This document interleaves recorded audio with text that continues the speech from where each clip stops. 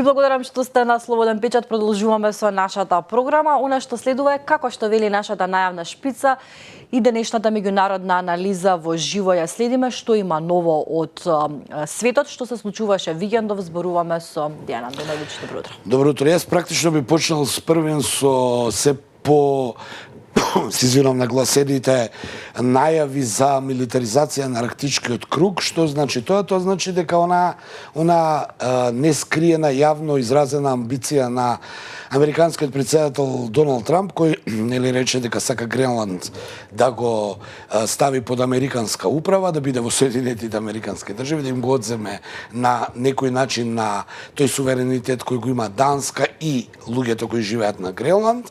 Но покрај Гренланд се наоѓа тука и Исланд, исто така острово на кое не само на Гренланд, туку и на Исланд му се заканува слична милитаризација и слични американски амбиции. Иако официјално Трамп не најави дека ќе го земе Исланд како што тоа го стори со Гренланд, сепак се поголема е притисокот врз овој би рекол арктички или нордиски остров, како и да свртиме.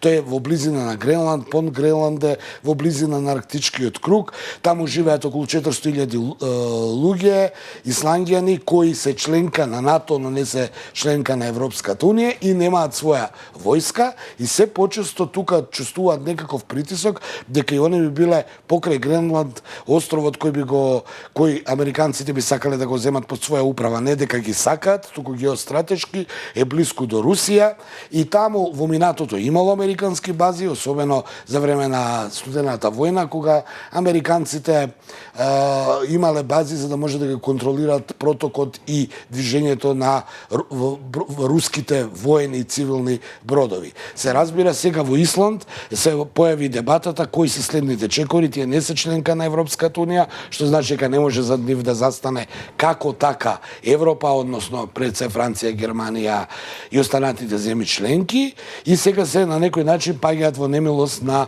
политиката на Доналд Трамп.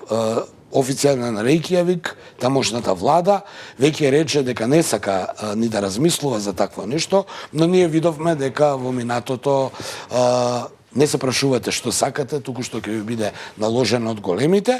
Во секој случај, милитаризацијата на арктичкиот круг има за задача да се контролираат, значи, овие протоци на руските воени бродови, но имаат своји ресурси. Немаат како на Гренланд многу минерали, но имаат доволно добра стратешка позиција за да големите сакаат да имаат под контрола, и се понагласено е, значи, таа милитаризација на арктичкиот круг, и некои предвидувања најавуваат дека во иднина може да дојде тамо до жестоки конфронтации и притисоци врз членките кои тамо до сега живееа мирно.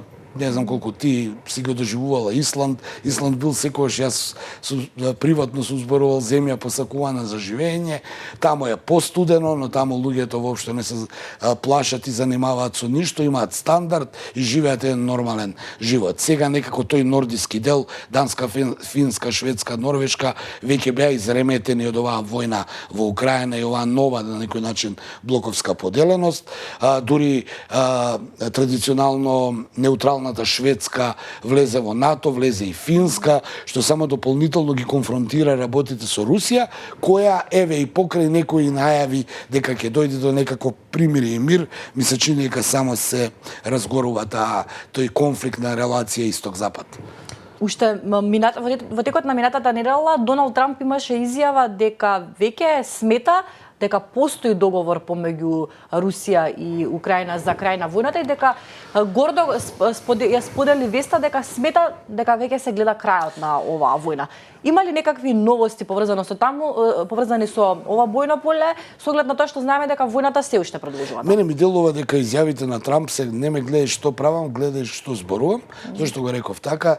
Се случи една интересна средба за време на неочекувана според мене за време на погребот на папата Франциско овој викенд, каде што у некој од тие таму огромен број на соби и одеи се сретна Зеленски и Трамп прв пат официјално тет-а-тет по оној инцидент што се случи во Белата куќа, каде што Зеленски, освен што беше јавно искаран, дури беше избркан на некој начин во Белата куќа, каде што Трамп потоа излезе и повторно го рече на истото, успеавме со Зеленски да се договориме, тој се согласи да го предаде, односно Украина да го признае Крим како руска територија. Сега таа изјава убаво звучи, но на теренот не е така, а и Зеленски самиот после таа средба не ја потврди информацијата дека се согласил Крим да го даде, зошто бидејќи тој мора да внимава политички. Ќе потсетам, токму Крим,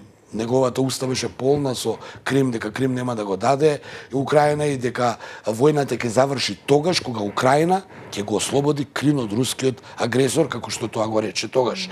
И сега како тој ќе излази, ќе им каже на своите таму луѓе, извинете што толку изгинавте за тој Крим, еве го даваме.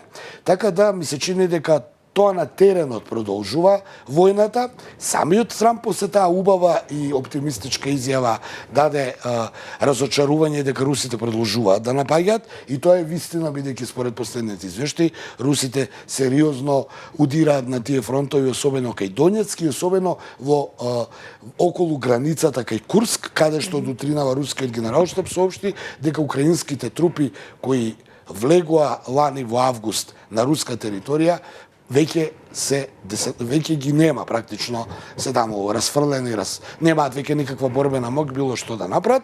Наспроти тоа, самиот Зеленски најави дека украинските трупи околу Курск се уште борбено подготвени и планираат нови операции на руска територија. И сега ние имаме тука еден каламбур на информации. Од една страна русите се за декларативен мирно подневни услови, од друга страна Зеленски вели јас сум подготвен за мир, до русите не запираат со војна. Од трета страна Трамп вели готово е све, завршено е, се договорија луѓево, прашање е на секунди кој ќе се договориме, а е разочаран од руските удари на Украина, бидејќи ако забележуваш изминативе недели, особено на удар се и Одеса, и Харков, па дури и Киев, значи некои градови кои изминатите година дена, додека не беше Трамп на власт, Русија не стрелаше врз тие територии. Не навлегувам јас сега дали има некаква војничка, политичка, било каква проценка дека ќе има добивка од сето тоа, но оно што можеме да го констатираме на теренот е токму тоа, дека само зборови, некакви средби, зборувам она што го гледаме јавно на медиумите, се разбира, значи да не ме замери некој дека нешто знаеме, не знаеме, туку она што вие можете како гледачи го прочитате, ние се обидуваме да го прикажеме, она што сме го виделе на медиумите. Значи, останува војната, останува, се уште не е потпишан договорот за минералите, се уште не е договорено ништо. Трамп вели Крим ќе биде руски, Зеленски се договори, Зеленски не потврдува, но еве и да се договорат што ќе биде со останатите 4 области кои се влезени во рускиот устав и кои нема логика една суперсила како Русија, па и самиот Путин да признаат, добро, ние ги земавме во наш устав, сега ги пуштаме. Значи, нема, тука е крајот и сега остануваат оние два, што зборувавме минатата недела, два пристапа на двајцата американски, односно членови на Трамповиот тим за пристап како да се реши проблемот за да дојде до војната. Едниот нели беше Зеленски, односно Киев, не се спомнува веќе Зеленски, тој треба да иде на избори, истечен му мандатот, да се согласи сите 5 територии, значи Крим и плюс Херсон, Запорожје, Донецк и Луганск да се руска територија, да се постави една линија тука на разграничување од некои странски сили и тука да дојде до мир, а другата опција е да се распоредат војни сили и Украина да не ги признае овие области, светот да не ги признае Крим, Запорожје, Херсон, Луганск, ама да запре војната, да прекине ова крвопролевање. Уште едно прашање имам за оваа анализа. Андоновиќ, ке се согласиш со мене дека протестите на српските студенти кои што траат веќе со недели некако почнуваат да вродуваат во плод. Едно од барањата влегува во Српското собрание. Да, денеска треба да се практично да се најавена е седница каде што ќе се расправа за избор на членови на нивното регулаторно тело за медиуми, како што е кај нас како се вика агенцијата за АВМУ, кај нив се вика РЕМ.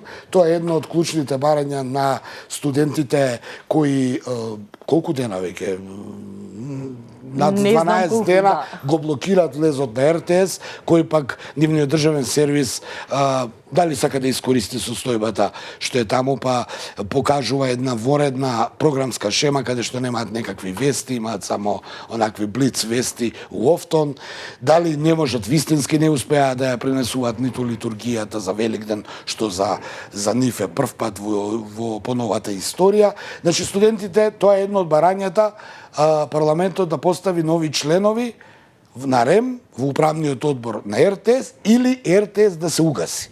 Сега власта на Вучич се обидува, се разбира, да стави нови членови на РЕМ. Доколку тоа се случи, тогаш студентите најавија дека ќе се повлечат од блокадите, ќе се вратат во студентските клупи, така да наречем, или ќе се вратат на настава во факултетите. Сега ќе видиме дали ќе ги изберат, кого ќе изберат и дали ќе бидат прифатливи за студентите, но и за опозицијата, бидејќи да бидеме реални, едно од барањата на студентите го застапува, тоа барање на студентите во собранието го застапуваат опозиционерите. Ќе видиме кои ќе бидат за кадровските решенија, кого ќе бидат прифатливи за студентите и дали тие ќе го исполнат па тоа велејќи дека еве добро власта да излезе во пресад, ние се повлекуваме. Од друга страна, еве и да е прифатливо за нив, стравам дека нема да се согласи опозицијата, која пак е турка оваа работа, зборувам институционално. Студентите се на улица, студентите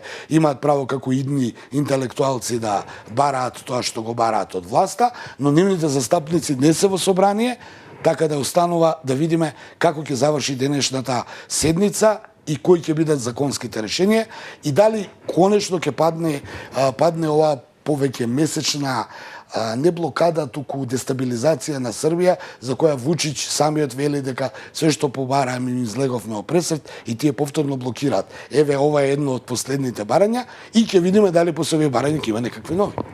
Благодарам, Андоновиќ, секако ние ќе видиме и тука сме да ви пренесеме се што е ново од регионот и од светот преку ова меѓународна анализа која што имате можност и прилика да ја гледате секој утро во живо на YouTube каналот на Слободен печат и на нашиот стриминг. А што друго ново ќе гледаме денеска, понеделник, секој понеделник ви пуштаме нова епизода од Спорткаст на Слободен печат. Еве што вели колегата Стефан Крстевски, кој што е водител на овој подкаст, што ќе се зборува денеска, односно кој ќе биде неговиот гостин.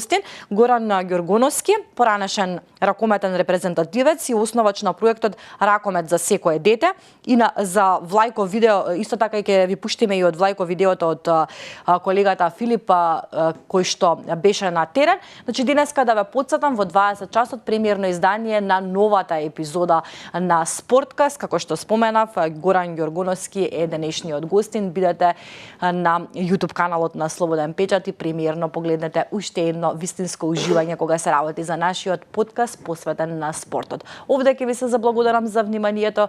Ве оставам да уживате низ нашите содржини. Информирајте се преку вашиот омилен медиум.